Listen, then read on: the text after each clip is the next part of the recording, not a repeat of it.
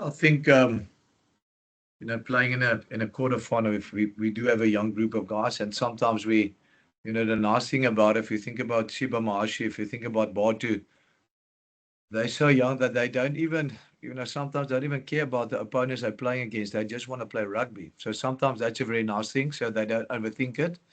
And also, yeah, it is a quarterfinals, but I think with us sitting together as a management group, the team has to buy in what we have to do. And I think we all know playoff rugby is different rugby, so anything can happen. We must just be up for it on the day, and we must, we must give it our all. Yeah, and I think for me, I think Cash also said it. I think no one gives us a chance, and I think that makes it good for us. It's going to be tough. Like Ricky also said, we maybe going to get 3 or 4 chances, and we must finish that. And like Jock said as well, it's a quarterfinal, so anything can happen. The ball is not round. We played a lot of finals where the ball didn't go your way or went your way. So yeah, for me, we must just take it as another game. Mustn't make the occasion bigger than it is, and just go out and have fun.